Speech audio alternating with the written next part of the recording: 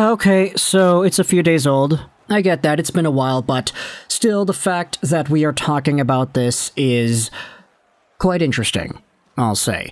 So let's go over a recent piece published on Sportsnet.ca by Luke Fox. This is Quick Shifts, which is pretty much like, I don't want to say this, like, just out of respect to Luke Fox, but it's sort of a discount 32 thoughts. Although, since the title is only Quick Shifts, it's not really limited to a specific, okay, you have to have 32 different things in here.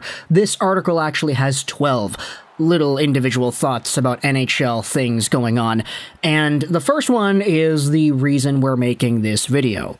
The entire article is titled this: Should the Maple Leafs Trade for JT Miller?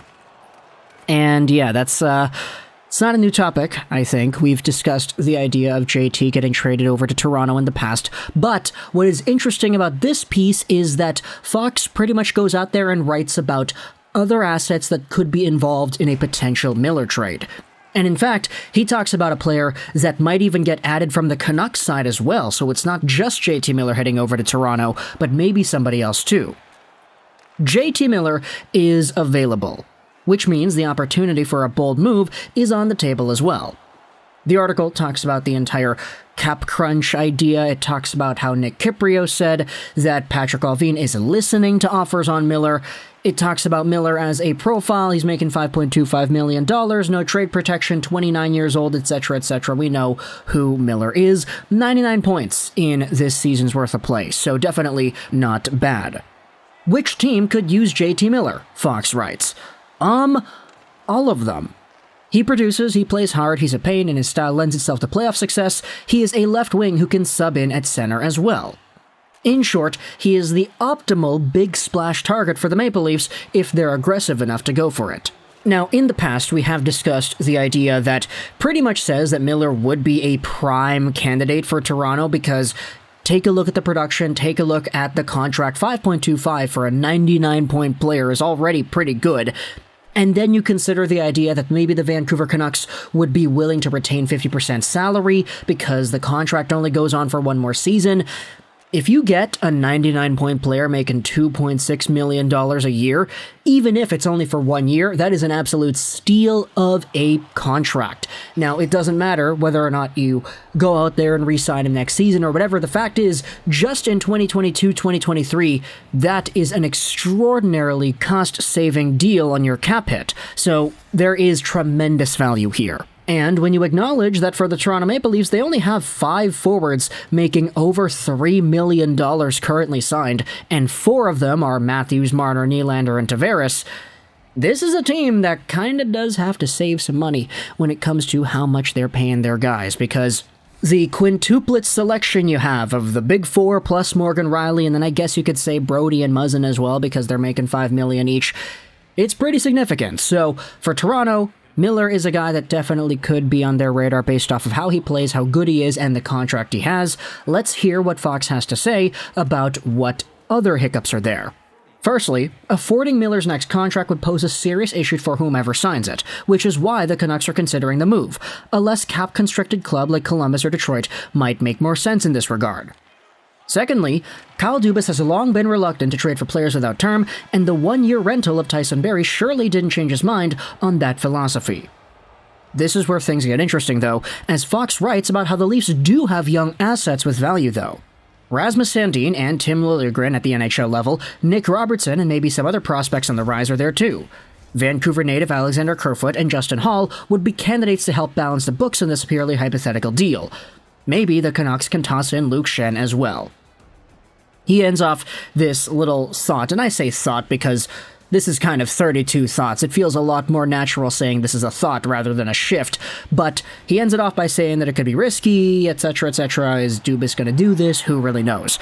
Now, this Miller idea is not just Miller, it's Miller and Luke Schenn potentially as well.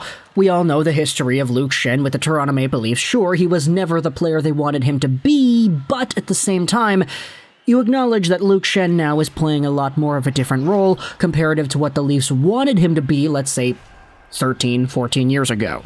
Schenn is a depth defenseman. Schenn is the type of defenseman that you win championships with. He won 2 Stanley Cups with the Tampa Bay Lightning, so that guy is a proven Cup veteran, and that's the type of style that I think the Maple Leafs could definitely use on their team, especially with the cap that he has. It's pretty cheap. It's sub $1 million. But of course, this is a two-way street. You talk about Miller, you talk about Schenn, and how these guys could be valuable assets for the Toronto Maple Leafs should they go over there. But you also have to talk about the value of the players coming back. Rasmus Sandin and Timothy Liljegren are young defensemen, although for me personally, if I'm talking from the perspective of the Vancouver Canucks, I kind of want Liljegren more, mostly because of the handiness. Sure, I think it's fair to say that a guy like Rasmus Sandin might have a higher offensive potential ceiling at the NHL level, but the handiness does play a part here with the Canucks having Hughes and OEL signed to such a long amount of time, and the fact that they have Rathbone also potentially breaking out onto the scene too.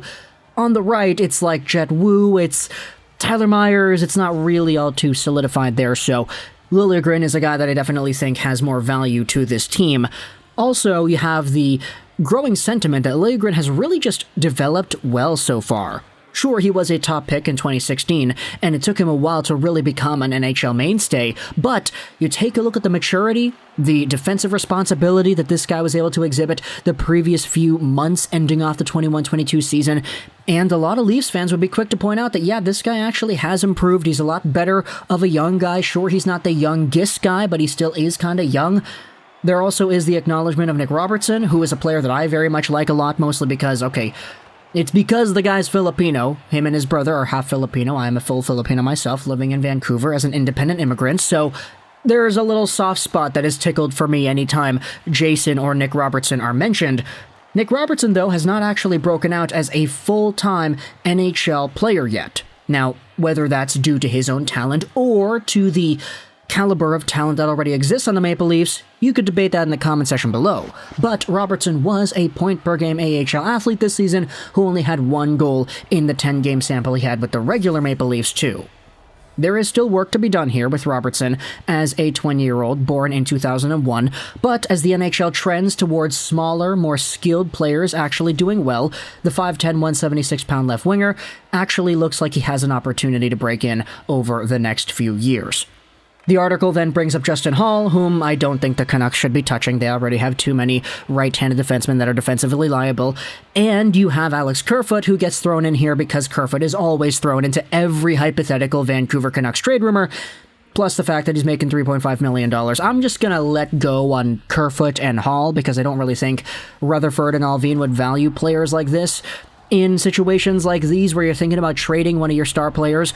In my opinion, though, if I were to go out there and say, hey, Toronto, we've got JT Miller on the block, and I had to say this is what I want, I honestly would be shooting a little bit higher in the stars here for the prospects, because I do like what Timothy Liljegren and Sandin and all these guys have in store, but there still are some other players that I think the Maple Leafs have that the Vancouver Canucks could probably see a lot more value in, and the one that comes to my mind right away is Topi Niemela.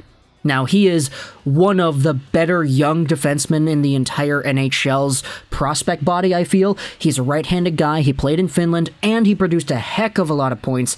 I do think this guy has a very good shot at being a power play quarterback, top 4 defenseman at the NHL level. You also have a few other players like Matthew Knies, Rodion Amirov, Ronnie Hirvonen, that, sure, they don't have the same star power as the Liljegrens or the Sandins or the Robertsons do, because those guys already played at the NHL level, but there are prospects that I do feel like the Maple Leafs have that are very underrated and very valuable. So I do think there's an opportunity here if Miller was indeed on the block and Toronto was indeed interested to pry away some good young talent and bolster the Vancouver Canucks' already weak prospect pool. Now, I know a lot of Leafs fans would go out there and say, how could you mention Matthew Knies? Matthew Knies is like a saint. Well, I'm going to say this right here. If the guy's going to go out there and play in college, if you trade away Matthew Knies for JT Miller, you're getting the best version of what Matthew Knies is already in the NHL in 22-23. No more waiting around for this guy. If you're already super insecure about the future of Matthews and the decline of Tavares and all these other players potentially going past an expiration date of a window that the Maple Leafs have right here, in a last-ditch desperation attempt, it could make sense to me to say, okay, we'll trade away Matthew Knies in a JT Miller trade. But of course, I know y'all probably don't want to hear about that. So talk to me in the comments all your thoughts either way about this idea. JT Miller over to Toronto, what do you think about Luke Fox's article and what he had to say about it? I'll leave a link in the description if you want to go ahead and read the piece yourself. But I hope you enjoyed this video, and bye.